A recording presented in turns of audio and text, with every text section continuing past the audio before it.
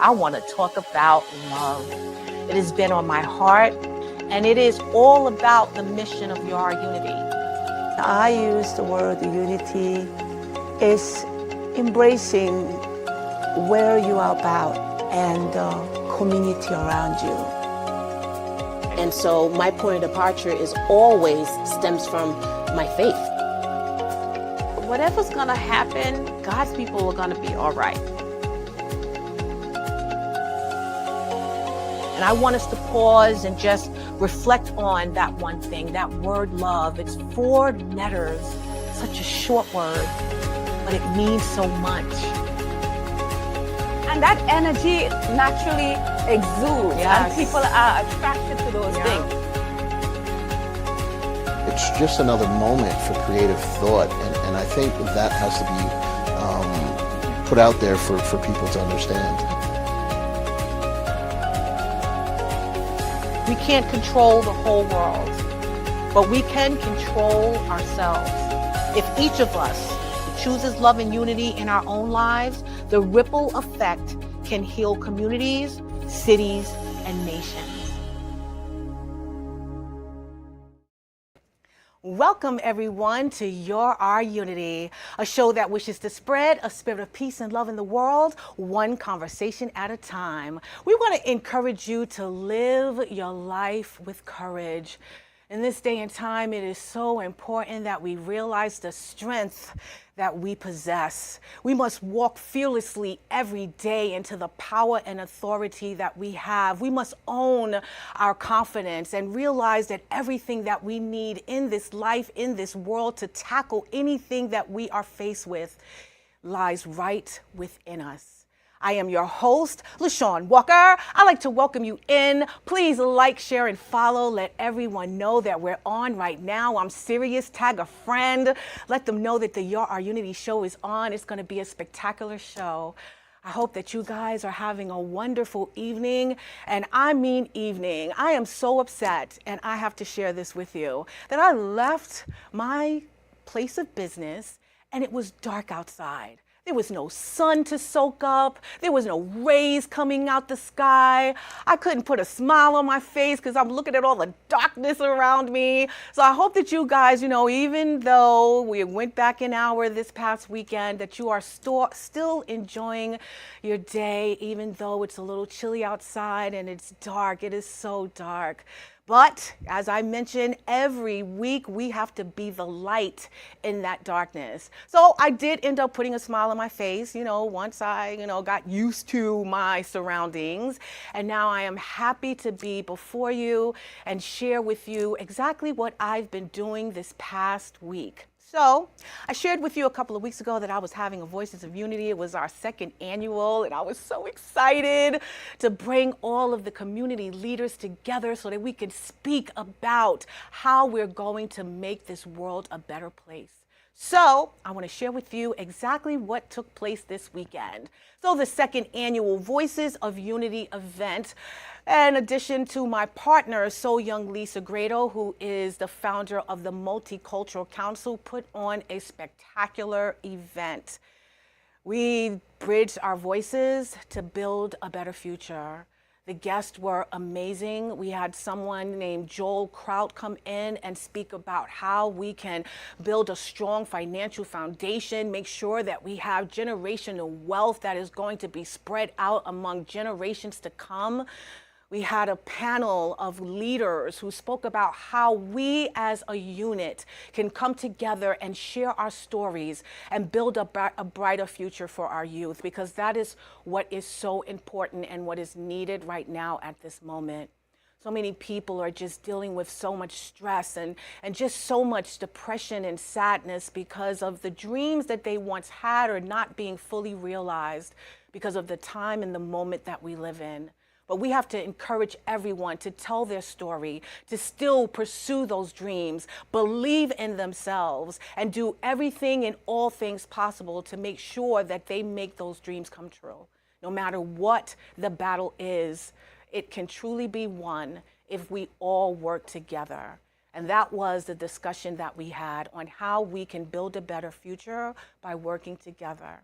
And though we all come from many different areas on Long Island and Westchester, we had visitors from Maryland and Connecticut and Jersey. There were so many voices in this room, but they all desired the same thing: happiness, joy, a happy family, financial security, peace, love. That's what everyone wanted. And though we came from different countries, nationalities, diverse backgrounds, we still desire to come together as one people and share in what we can do to build that together. And so it was beautiful. I enjoyed every minute of it. I had my beautiful Queen Celine come and recite a poem about being strong and soft at the same time, and how being strong is what drives us to pursue our dreams. It brings passion within ourselves. It makes us courageous.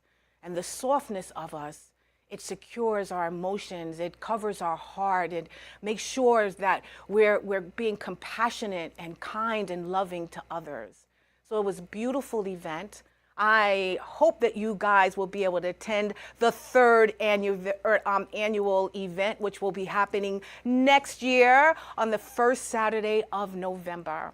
I'll be sharing those details at my earliest, but it was a great time had by all, and it just truly warmed my heart, and just letting me realize and allowing me to see how many people out there are actually on the same mission as I. And it brought so much joy to my heart to see I'm just not alone, and making sure that this world eventually becomes unified and at peace and in love with everyone, no matter where you come from, no matter what your experiences are. So that was an event about, using your voice to come together, using your voice to stand up to the powers that be, using your voice to just share what is on your heart and how you intend to make someone else's life better. Today, we're going to talk about another voice, a voice of courage. We all need that also at this moment. We need to believe in ourselves. We have to, share who we are with others and be vulnerable in that as well. Sometimes it's hard.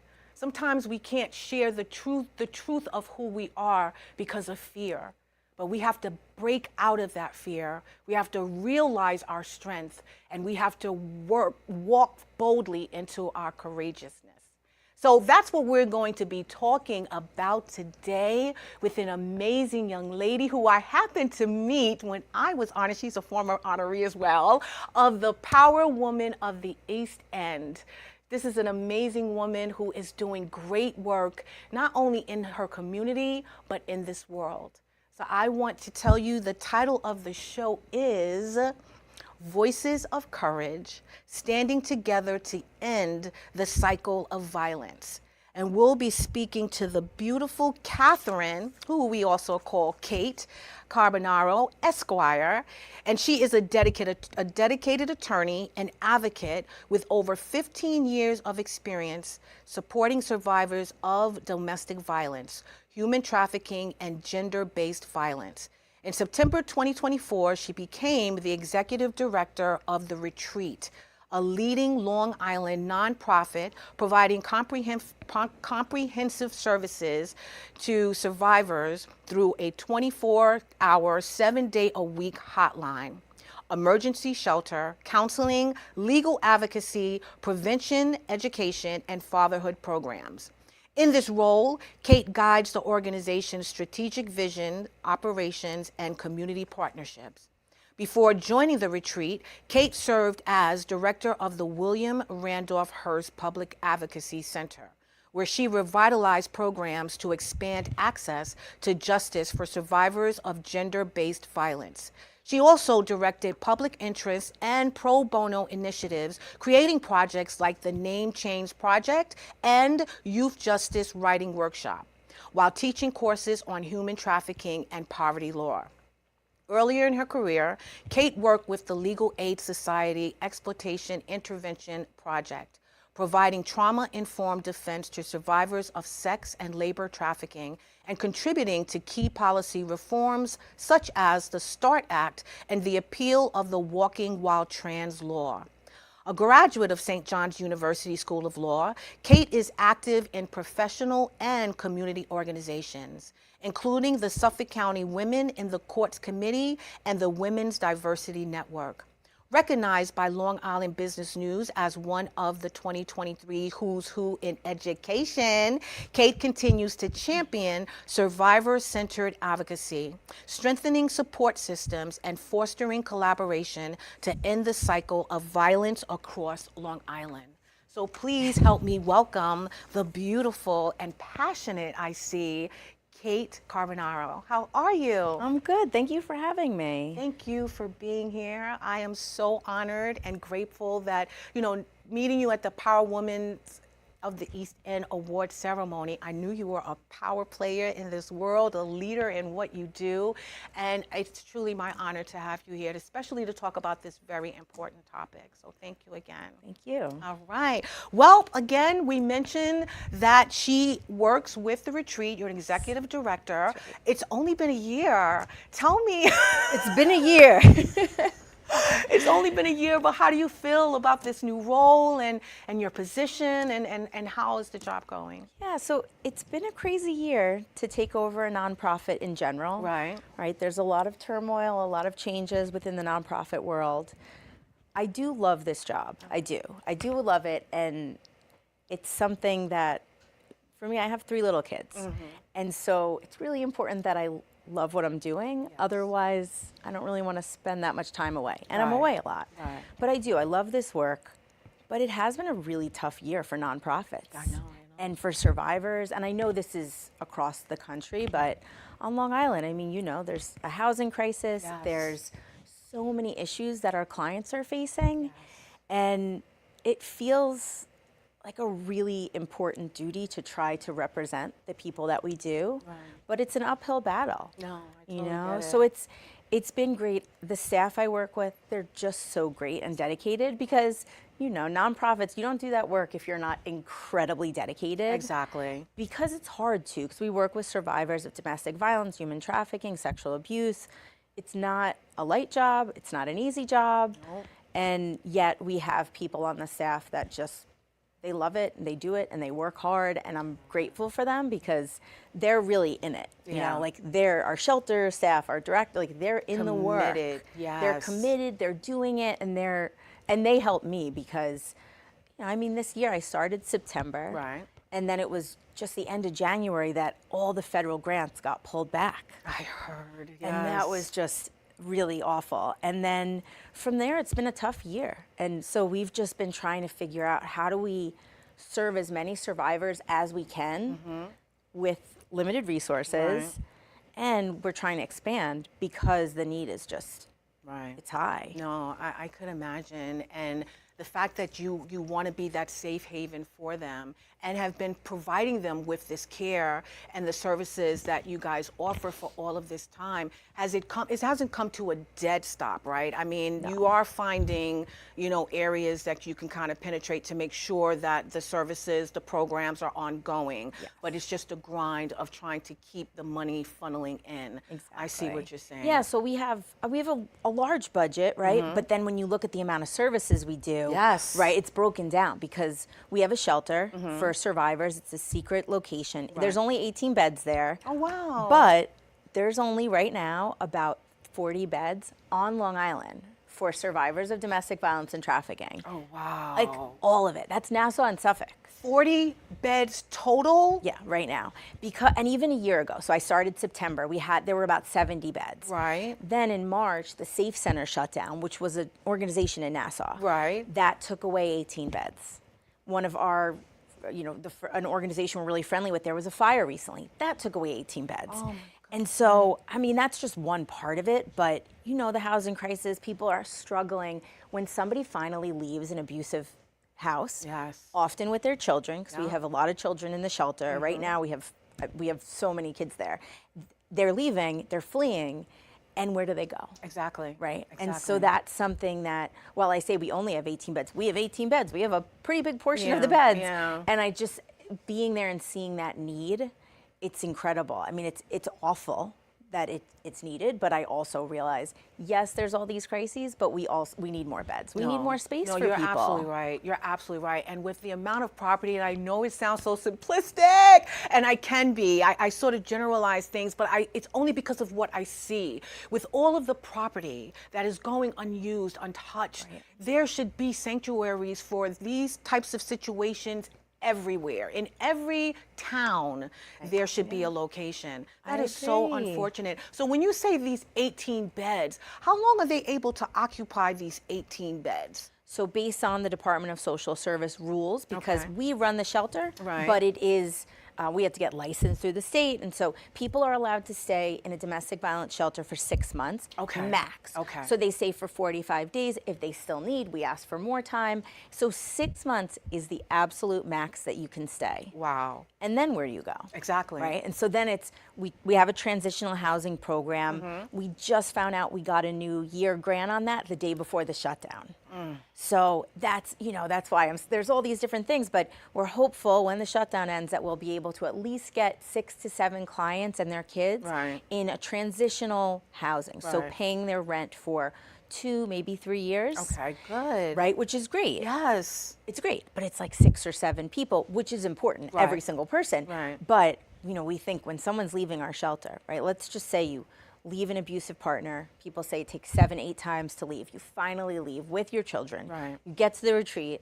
You have 6 months of trying to rebuild. Right. It's like you're not immediately looking for a job on day one because you're recovering from The trauma. There's Yes. just trauma. And then you have kids.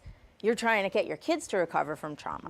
Right. So we've got counselors, case managers. We have a Take Charge program, which is great because they really do financial empowerment for survivors. Good. But then 6 months goes by so quick. Yeah. And now, whether you have a job or not, you have to find your own place.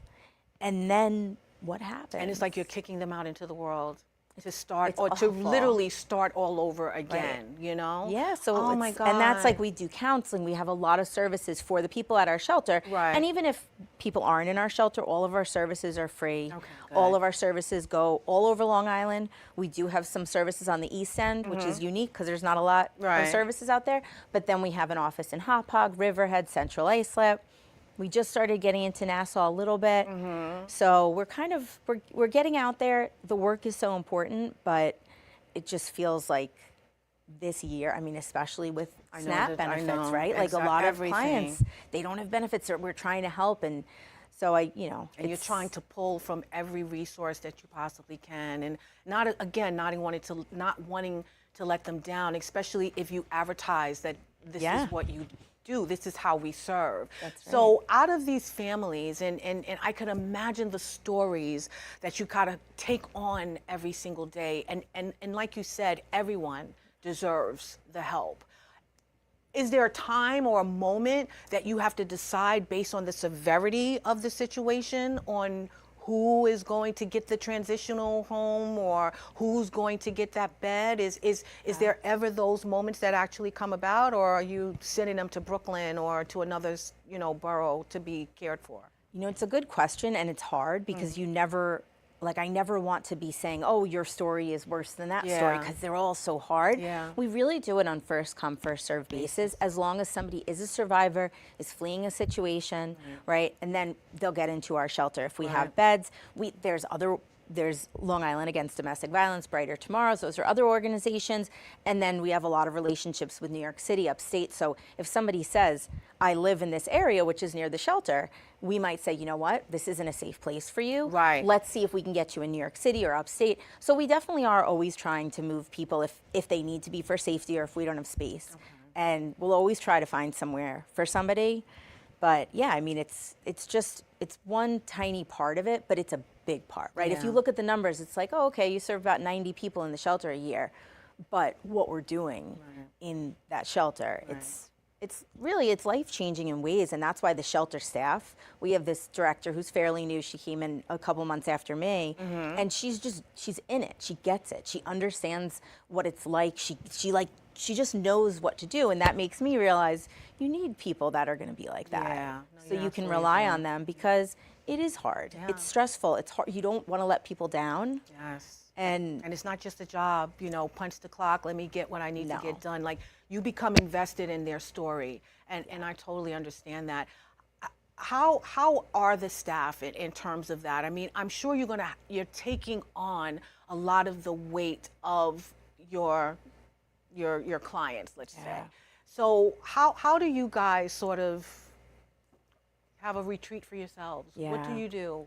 well, it's really important for me because now I'm not in the direct service. I'm there, but I'm not in it every day. But I used to be, and I really, there was a period of time after I had my kids. It was after COVID. I remember working on all these motions with survivors to try to get their records vacated. Right. Really important work, and I was getting so burnt out, and I felt like I just couldn't focus. I couldn't be my best self Yeah. with it. Right. And so that's something I think about with our staff a lot. So we have an amazing HR director, her name's Jenna, and she does a lot of self-care activities. Right? Like she'll just do, and I love it because if you don't want to come, that's okay. But even she did something where we were just coloring, we brought donuts, we sat around. It was more just about being together, not talking about everything. When one of our staff was like, I just like sitting at the beach. That's my self-care. I'm like, do that. Do whatever it is. We really try to encourage people to do that. But I will say, you can encourage people, but a lot of our staff, they're just so dedicated. They end up doing so much. And I'm like, please, don't. some time. Exactly. Don't, because if you burn out, then you're no good for yourself, your family, or our the clients. families. Exactly. Right. So it is important, and I think especially this year, seeing the suffering of a survivor, but then also getting some, different grants, getting them taken away, people being worried about their jobs, their clients' jobs, their food. It's something we really are trying to support people, and it's important because you're not going to be able to do this work long term if you don't take care of yourself. Right.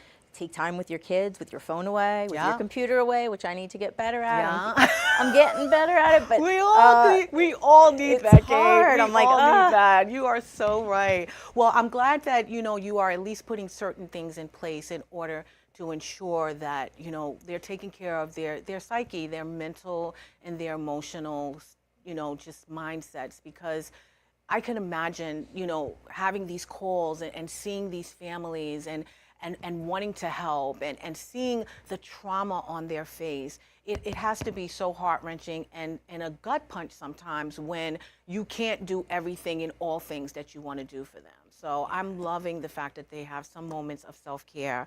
Well, let me ask you, the retreat offers everything from shelter to legal advocacy and prevention programs.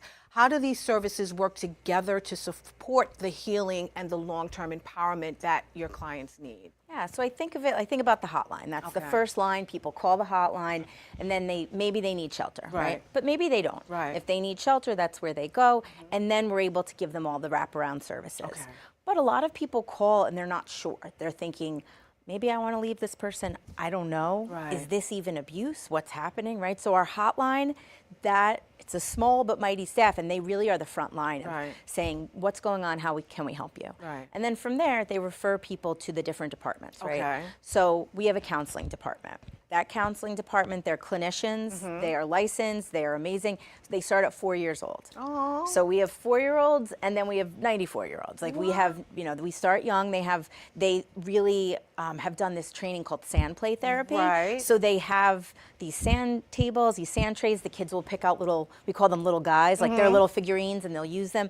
And so we start at 4 and we go all the way up. And so counselors are in East Hampton. They do some work in Nassau. They do virtual work. They're in Hop Hog. So that's a big, important part of this because we're talking about trauma. Right. And yes, when someone's in an emergency, they might need housing and legal and money, but they also need to get the trauma healed. Right. And the kids need to as much. So Right. some of the kids are survivors themselves. Some of them have witnessed abuse, their parent being abused, right? And then there's parent and child who have been a part of it. Right. So that's the counseling department. They are great. They work everywhere.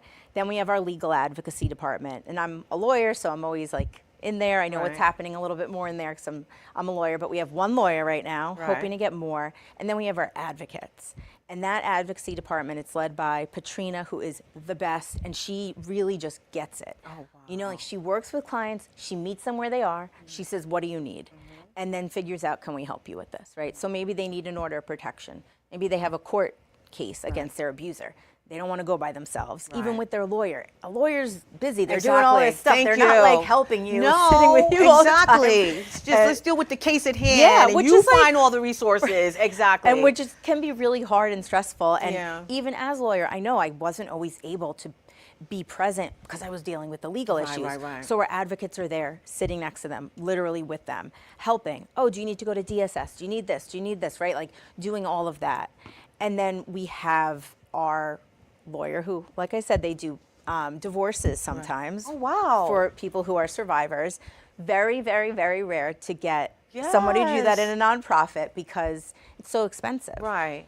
And lawyers, they can get a lot of money for divorces. And so a lot of lawyers who know how to do divorces, they're like, okay, that's all right, we'll do this. But I will say we're always looking for lawyers who want to do a nonprofit case here and there Right. because I will, you know, it's very, very important when survivors get away from an abusive partner to be able to get that divorce. Exactly. Often they can't because they say, all right, I got away, I'm safe, but I'm going to have to stay married to this person. And I don't want to, but there's nothing I can do. So Right. we have our lawyer as well.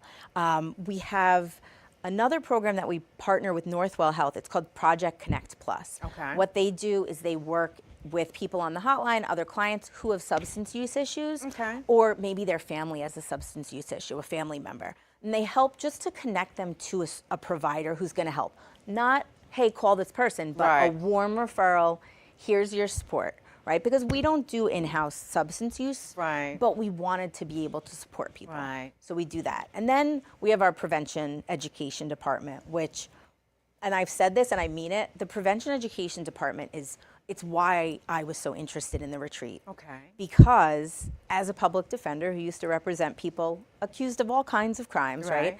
Right. What was the common thing was a lot of them were survivors. Whatever they got arrested for was what it was. Right. A lot of those clients, though, said to me, I was abused as a child, right? Like, I grew up in the streets. This is my background. And I started to see that and be like, oh. There's a common thread. Right. Yes. And I get it. I'm not excusing behavior. I think right. sometimes people are like, how could you represent survivors and have done that job? But my feeling is like, people are people. Yeah. Right? Like, I tell my kids this. I'm like, people aren't bad. That's right. Sometimes they do bad things. Yes. But it comes from somewhere. It does. Right. We're not born in a vacuum Thank as an you. adult. Oh my God. I just had a Yeah. conversation with someone about that It's today. so important. Yes. And it could have been their upbringing that, laid the foundation for the people and the person that they are today and why they do the things they do. And it often is, right? And I think Yes. that's the part where my background as a public defender, like I said, sometimes people are really confused about that. Right. And sometimes people are horrified. They're like, you represented people who were accused of assaulting their wives? I'm like, yes, I Yes. did. I represented anybody because the Constitution demands that we have representation. Yeah. And that's not just anyone. You want it to be somebody who cares.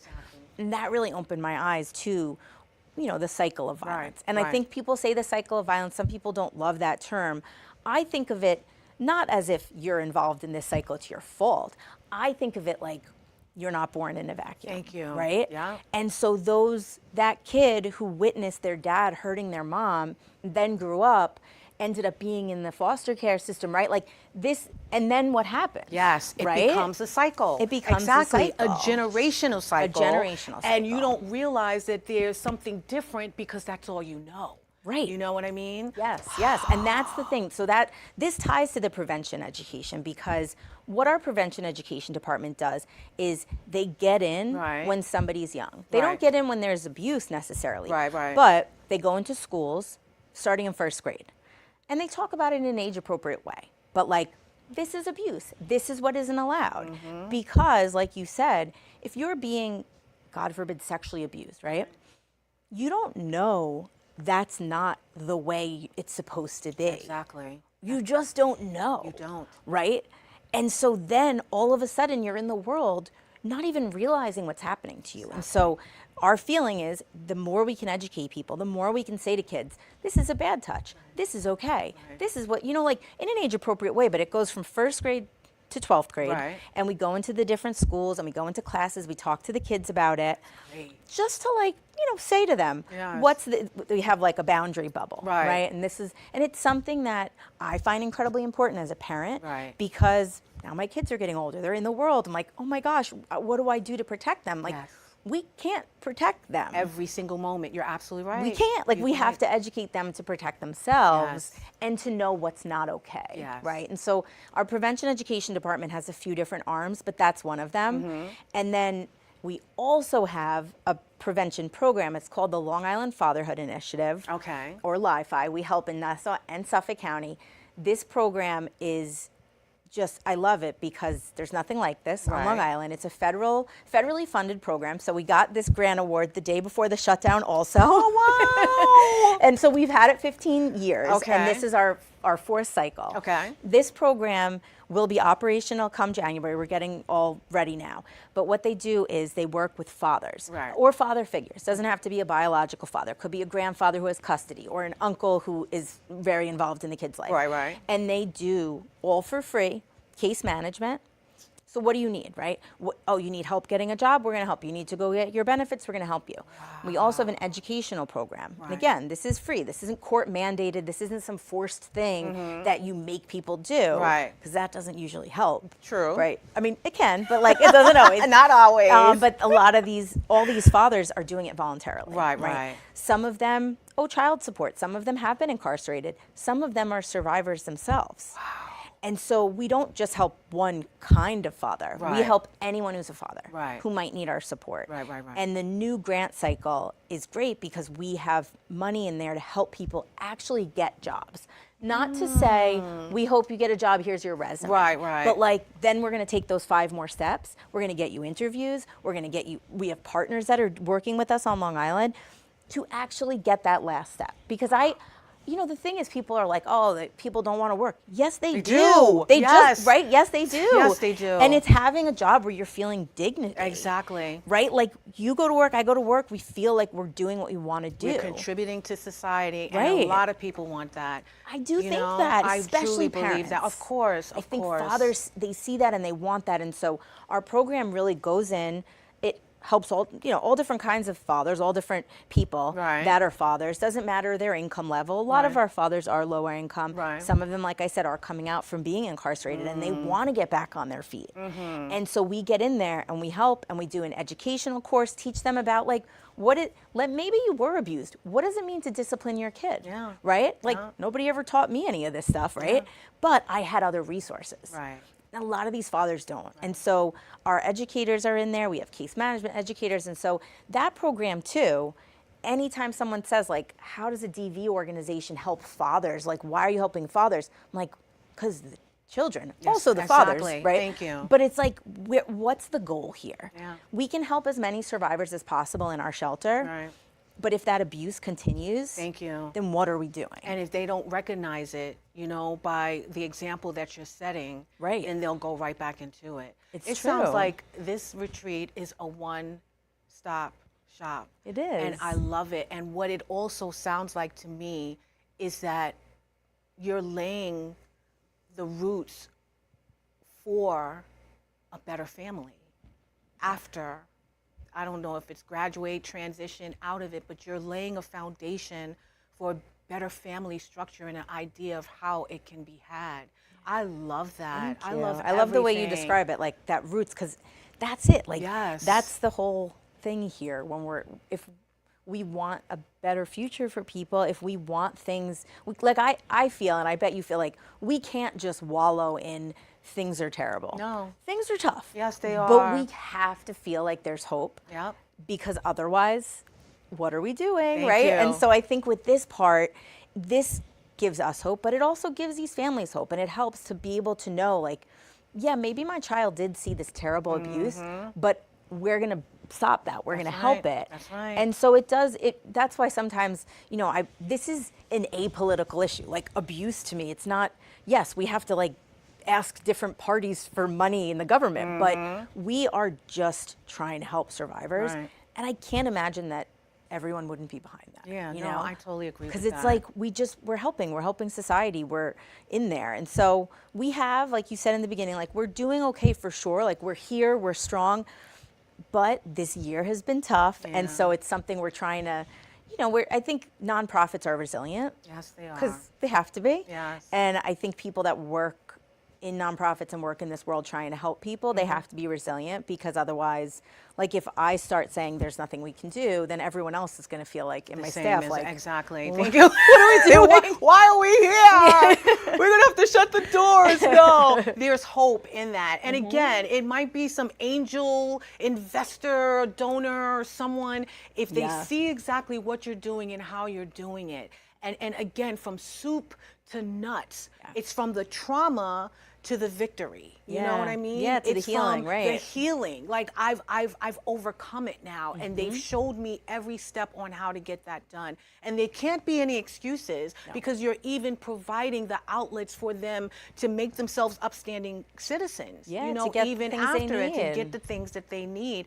And the beauty of it all also is the families, the father service that you have. Because again, a lot of fathers, and I know this, just from, the people that I know, they don't realize they were abused as children. A lot of times, if a male figure in their life was being hard on them or abusing them or hurting them, in their mind, it's to teach me to be a man, it's to teach me to be strong, it's to teach me to be aggressive. And then when they find their mates or they find their family, they're just recycling that whole type of, mantra and attitude. And it's unfortunate. They don't realize that it harmed them in their life. And so to know that you have this service for fathers that is teaching them and showing them how they can overcome that, get past it, and grow from it, and learn better on how to treat, their significant other and their children, I think is fabulous. And then also opening up the door for them to, get a job, and be able to support their family. Because a lot of times in abusive relationships, that's what it is. A man is, I'm not able to support my family the way I want to. I'm not living up to my expectation. It's so many different stories. There's so many things. Yeah, there's right. so many things. But okay, so what are some of the challenges? And I understand you said, obviously, right now it's the funding, but what are some of the challenges your team faces when providing the trauma-informed care, and how do you support the caregivers as well? Because I know the staff, we have our self-care day, but what about in terms of with the father program, and what about with the children? Like, what are you doing to support those people that are helping? Yeah, because that's important, to support the people that are helping the kids. Yes. And so what we try to do, and what a lot of friends and families of even the staff will say, like, how can we help? My friend said, how could I help for Thanksgiving, right? And what we do is we really try to support whatever they need. Okay. And so, for instance, the holidays coming up, right? And so we'll say, there's people that will buy gifts for the family. And they'll buy gifts for the parent too. Nice. Right? And the parent's usually like, I don't want anything, and we're like, just put something on a list, right? Maybe we won't get it, but we'll try. And I think just even that, like recognizing that you have needs when you're taking care of somebody, especially somebody that's in trauma, right? Because we do see kids that are sexually abused outside of the house, or that have had who've been trafficked. And there's usually a parent that's trying to help and trying to heal their child. They're also going through it because they can't imagine that this happened, right? And so we try to take care of the parents. We try, especially at the shelter, sometimes we'll get people to come and like do everyone's hair and do everyone's makeup, and we'll just try to help them in the community, to support them and to do whatever they need with their kids. We have a lot of different, people on the East End that help with getting, like the Children's Museum of the East End will say, come on down for free, right? We have a lot of partners in the community that when they know what we're doing, they want to support the parents. And same with the fatherhood group. A lot of the fathers that we work with are single fathers. And so those fathers, right, and again, these aren't all fathers that are accused of abuse. Some of these fathers are victims themselves of gang violence, of other things. And they are the sole caretaker of their kids. And so we try to take care of them too. Right? Even if it's just here's like right now, we're saying, one of my friends said, how can I help? I was like, Stop and Shop gift cards. Yes. Right? Like if And so that's something too. It's something as simple as like, here, so you can get, you know, groceries, right? Like candy for Halloween, whatever. Whatever. Yes, yeah, yes, exactly. I And like, get I it. know Long Island Harvest they're so generous. They always give us some turkeys for families. Like, it's that kind of thing that the community organizations that we work with are so supportive. And it's nice. It's what we need, really. Exactly. No, yeah. it's truly, truly important. Not just the employees, but the people around you guys, your family, your friends, and the community at large, I think is so important. Well, many people assume domestic violence happens somewhere else. What would you say to those who may not realize how close to home this issue truly is? Yeah, it's a very good question because so many people say that. And so many people, when they see one of our offices are out east, they say, well, that doesn't happen on the East End. But it does. It happens everywhere. And that's why we don't ask for people's incomes. We don't say, oh, you have to be X, Y, and Z to come to us. Right. Because we know domestic violence and trafficking, it's everywhere. Yes. It's on the East End, it's in Nassau, it's in every town, even the towns that people think it wouldn't be in. And I try to be gentle when I talk about it because nobody wants to think that's going to happen In my neighborhood. Right. Yeah. Yeah, not here. Oh, maybe that happens Not there. here. But it does. Yes. I mean, and for domestic violence, the rates of domestic violence have been increasing. During COVID, they were high, but people were trapped. Awful trapped. And then after that, they've continued to increase. We see another increase this year in Suffolk County. This year, the court in Suffolk County, it's called the Erin Court. A judge, his name is Judge Camacho, created this court for young kids that are sexually exploited. They had to create a court for kids that are at risk of trafficking or being trafficked. Oh my God. And just that alone, it's like, Yes, that's a little wait, jarring. why would Are you do saying, yes. I know that. And so I worked with Judge Camacho before I came to the retreat, and our counselors at the retreat are in that court trying to help young people. And while that's scary, you know, a lot of people say, oh, there must be people from other countries. No, it's everyone. Yeah. It's everywhere. It doesn't matter if you grew up in a nice house or a hard house. Like, yes, there's vulnerabilities that make people more likely to be trafficked. But, you know, it really is everywhere. And I think it's important, and I'm glad you're asking that, because when people think it's everywhere else, then they think it's not something they have to support because they're like, oh, that's so sad. That's not here. Yeah, it's not happening It's to not me. happening here. I don't know anyone dealing with that issue. Yeah. And I mean, even just the way that the retreat started, it was on the East End in a nice community, a nice, you know, I say a nice community. It was a high net worth community. And there were so many people that were being abused. They didn't know where to go with their kids, and there were no shelters. And so people in the community said, you could stay in my basement, you could stay in my room. And it ended up happening so much that they created the shelter. Wow. And so I think that's a very good microcosm for people to see, because this is everywhere. Everywhere. It's in families that you would never imagine. It's in families that, you know, it is in every part of society. And that's why it's so important to educate people about it, because if you know what to look for, if you know where it might be, right, for teachers, social workers, people in the schools, that's why we're always doing education with schools.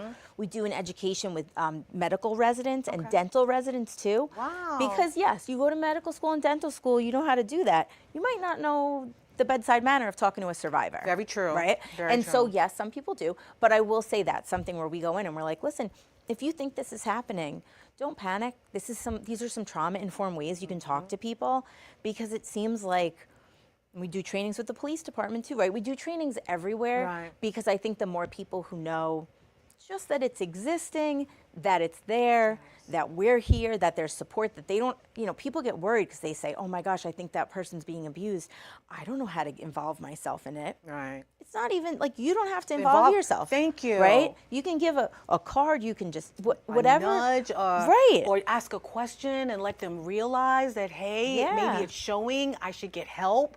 Yeah. Right? It's just having that going. Yeah. We go to doctor's offices. We say, if you could just lay this out. One of my friends, a midwife, I'm like, if you could put our brochures out, because during pregnancy, a lot of women get abused too. So it's really the education, you know, and I say that being a direct service organization, but like the education for everyone everywhere is how we stop this too. And I mean, you don't know what it looks like. You really don't. A lot of people put on a brave face, you know? Yeah. How do we, and I understand that you're going to these different places and organizations and schools, but for people like me that is just, this is my friend or this is my coworker, what do you think we should do? What kind of signs should we be looking for to determine that there is something going on? Because I think that it's more obvious than we would like to believe. Right, I think so too. Yeah. And some of the signs that we tell people to look for is somebody who is, very heavily controlled by their partner. So I don't mean they're like, wow, that skirt's short, right? Right. It's that and over, controlling people. It's hard now because of social media. So Right. people are like, oh no, it's, in their phones, they're like, oh, we track each other. But sometimes it goes to this extreme of like, yeah, he doesn't like when I hang out with those friends, and he doesn't like when I do this, and he doesn't like when I eat that, and he doesn't let my kids do this and this. And so as a friend or family member, sometimes you see this, this controlling thing that you think, oh, he's kind of controlling, and then it goes to an extreme where you're like, oh, this doesn't seem right. Right. Of course there's the physical signs, there's bruises, things like that, but it goes so much far beyond that, Yes. right? It's somebody not being able to maybe even see you, not being able to go to the events that they used to go to with you because their partner doesn't want them to, Yeah. right? When people have a child, now they're not allowed to go out, right? All of a sudden there's more control that's happening. It's just these little signs which make it hard to know because abusers are, by design, very manipulative. Yes. And so it's something that person will slowly start to get in, like they'll slowly start to be in this. They don't even realize what's happening. Right. But you, right, as a friend or family member might see this and say, wow, Jennifer's like really different. Her boyfriend won't let me see her anymore. Her husband won't. This is so weird. I don't understand. Like, and you'll see the way they are together, right? And what I say to people is, never do something that's going to make you uncomfortable. Right. Well, I should say, sometimes you should do things that make you uncomfortable. Never do things that's going to put you in harm's way. Don't do Yes. something, right, that I remember this is like a memory. We were at the Bronx Zoo when I was little, and there was a father, and he hit his child really hard right in front of us. Right. And my mom, she was like, what do I do? And like, she kind of went over and was like in it a little to try to kind of just get the guy's attention away from it. And I remember being a little kid and being like, oh my gosh, my mom's gonna get hurt too. Like, what's he doing, right? It's just a memory that I have because I remember being like, oh my, like no one's ever done that to me. Why would he do that, right? And so that's something where it kind of goes on the barrier of like, you don't want to, like you don't want to get hurt. You don't want to hurt yourself. But something I saw recently is, when you see something like that, maybe just walk over and be like, oh, what time is it? Do you know what time it is, right? Like distracting, right? Like yes. distracted. But you do have to be really safe. Yeah, you do. So you can always call authorities if you feel like it. And if it's somebody it's something where you could even write the retreats number, another organization, and just say like, And just pass it on. maybe that's maybe not, right? You send them something. A lot of the websites for survivor organizations will have a safe exit. Okay. So you sign on, and it'll say you might be tracked. So make sure you exit. And so there's things like that. When clients come to our shelter, we make sure they take off their location services. We make sure their kids' phones don't have it. We check their cars, right? Like, it's really insidious the way people can track people now. It is. It's really sick, actually. Really sick. It's scary, and it's unnecessary, but this is the controlling part of people who want to be able to manipulate and unfortunately just keep a person underneath their control for as long as they possibly can. Yeah. It's so sad. Awful. I gotta ask, like, what made you get involved in this type of work? I read your bio. Yes, you're a lawyer, but you've been a lawyer who has been so passionate about advocacy work, especially for sex trafficking, violence, transgender I did a lot of work with individuals. transgender So clients. tell me, how did you become so involved in this type of work? So when I went to law school, I knew I wanted to help people. I didn't know how. I was a social work undergrad, right? Like I didn't know. And then when I became a lawyer, I kind of fell into public defense. I did an internship, loved it because I started seeing how you can give people support they never had. Right. Then when I was a public defender, I mean, you start seeing all of the trauma, right? All of the secondary trauma, all of the trauma that somebody's carrying, the generational trauma. And so while I was there, I represented a young woman who was arrested for trafficking. Okay, so she's arrested for trafficking. Oh, wow. She's 17. she might have even been 16 because it was a long time ago. And I just remember being like, oh my gosh, what do I do? And I remembered from my training, there was this woman, her name was Cate Carbonaro. She was a lawyer, public defender, Right. who represented survivors who were criminalized, right? So we call it criminalized survivors. It's a survivor who is criminalized, arrested, because of something. So I called her and was like, listen, I don't know, I just started this job a year ago, but this client is saying that she is being trafficked and she got arrested for trafficking and she's 16 and she told me all these things that happened to her. And so she got involved and it ended up that she was being trafficked in a horrific way. Oh my God. And so now this client is arrested for an incredibly serious charge and she's a survivor. So I had a kind of a backseat to it because I really gave it over to her. I was so new. And then from that, she created, not from that case, but just from all of this, because this was happening often, she created a project called the Exploitation Intervention Project. It's a project that still exists in New York City Legal Aid Society. And I joined that project as soon as I could.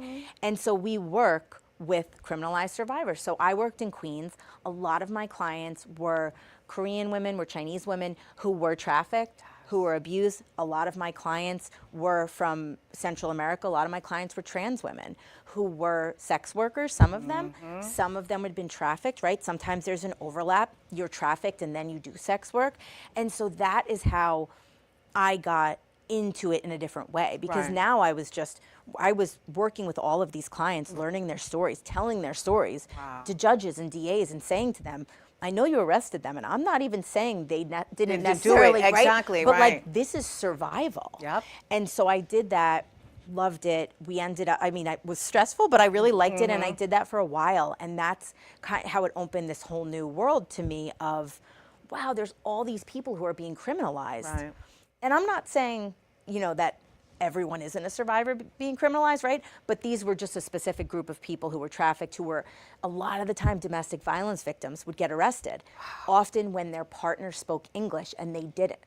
And so the police would come and the partner would be like, yes, yeah, she's crazy, my she hurt me. God. And then the police officer, you know, this is in the Bronx and in Queens is where I work, they'd be like, all right, yeah, she's great. I'm gonna take her in, right? And then I'd meet her with an interpreter, and the person would be like, "I got beat up. Look at what happened to me. This is what happened." So it was kind of digging out for these clients how they got involved in this, which really got me into this place of like, wow, I just want to help people like that are in this situation. Because often nobody wants to do that, or they don't understand it and they don't get it, and they think if you're a survivor, you would never be a criminal. And if you're victimized, everybody will want to help you. That's not the reality. Well, my question is, when did this become more prevalent? Because I have to assume, because back in the day it was just prostitution, you know, and I think, you know, people just got accustomed to it. It was normal. And no one considered it to be a crime necessarily. You know, they sort of accepted it. So when did this become like, this is serious business, it needs to be brought to the forefront, and we need to create these services that are actually going to be able to help them? When did you notice that this sort of swung the pendulum a little bit? I mean, I would say, and I wasn't, you know, not that I was a public defender in the 70s, but in the 70s is when they really started criminalizing prostitution, right? Before that, it was kind of happening, nobody did anything. That's also when trafficking started getting bigger, because people started to realize, oh, I can make money off this person. Oh, I can make it over and over. When I started as a public defender in 2010, people would come through arraignments, right? Women would come through, they have a case, and we would just say, oh, okay, the judge would say, I'll give you 90 days. I'm like, can we have 60? Okay. So survivors were getting 90, 60, 6 months in jail, right? And they're just like, oh, it's a prostitute. Oh, that's how they used to talk about it. And that isn't that long ago. Then we started in like, I would say 2013, 14, that's when this program was created. And that's when people started to realize, you know, wow, if you're getting arrested 5 times for prostitution, maybe there's something else. Yep, there's right? something more to this. There's something more. So that's when programs started saying, like, we can help with it. And I'm glad they did. I am too. 'Cause and you at the forefront, my friend. I love it. Well, we are winding down in time. I just want to ask you, oh God, we're talking about courage today. Can you paint a picture of what courage looks like in the lives of the people you serve? And what does healing look like on the other side of trauma? Yeah. So I would say courage looks like finding the momentum to take your kids out of a really scary situation, right? And I'm not saying that you're not courageous for staying in it, because sometimes you have to stay to protect yourself and your kids. So I would say courage looks like a survivor deciding to do something that's going to protect themselves and their children, even when they know it's going to be scary, and even when they know it might get hard for a little. And I would say on the other side, right, healing looks like that person being so proud of themselves that they did this thing that they cannot believe they did. Whether it's staying for a little to try to get a good way out, right? Or whether it's going into a shelter when you've never been in a shelter, bringing your kids out of their beautiful school district, getting them into another school district, just to know that you needed to save yourself. Yes. Right? Like, that is where I see that a lot, and it is something I'm in awe of every single time I see it. I love that. And it is. It's just building up that desire and the just the notion that there is something better on the other side of this, and you don't have to tolerate it for much longer. Right. And you have to step into it, as I mentioned earlier in the show. You have to step into your strength and your power. We all have it within us. Yeah. It's just owning it and realizing that no matter what, we deserve to be happy. We deserve to be free, and we deserve to walk in that authority that God has given us. So I love that. Thank you so much. Thank you. I so appreciate you being here. One last question. If you could speak directly to someone watching who hasn't yet found their courage to leave, reach out, or speak up, what would you say to them?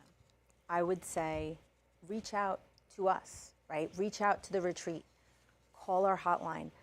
Even if you just need to talk to somebody, to know that there's something better, that there's something that we can do to help you. We have clients call all the time that say, I don't know if I'm ready to leave. I just want to know what my options are. And that's okay, right? Like, that, just making a phone call to know what else is there, right? Just doing these things that at least give you the hope that you don't have to stay in this situation, even though it feels like it's forever. Yes, I love that. Thank you so much, Thank Cate, you. for Thank you for being having here. me. You have been amazing. That was some great information. Please, let's put up her information as well. You can reach out to her at the retreat. There is their their website and the 24/7 hotline, as well as follow the organization on Instagram at All Against Abuse as well. Oh, and we have a thrift store. I should have said it earlier, but it's really great. It's in Bridgehampton. All right, so we contact her, and she'll share all those details with you. I thank you again so much for being here. All right, guys, I want to get real quick to the Dare to Be You. And it is, dare to be the voice that speaks when silence feels easier. Courage is not always loud. It's the quiet act of standing tall, speaking truth, and walking toward peace. True strength is found in choosing hope over fear and love over pain. Today, dare to be courage, to inspire healing, to uplift others, and to stand for what is right. And that is what we have been sharing with you today. Go out there and walk in your power and your courage. Be fearless to everything that actually wants to stand up against you, because you have the authority to do so. I want to thank our guest, Cate Carbonaro, for being here. I'd like to thank you guys for tuning in to a wonderful episode of You're Our Unity. We will see you in 2 weeks. And in the meantime, I want you to remember that peace and love is in the palm of our hands. So let's go out there and be some love, share some love, and just walk in love. Have a wonderful evening. I love you, and we'll see you soon. Say good night, Cate.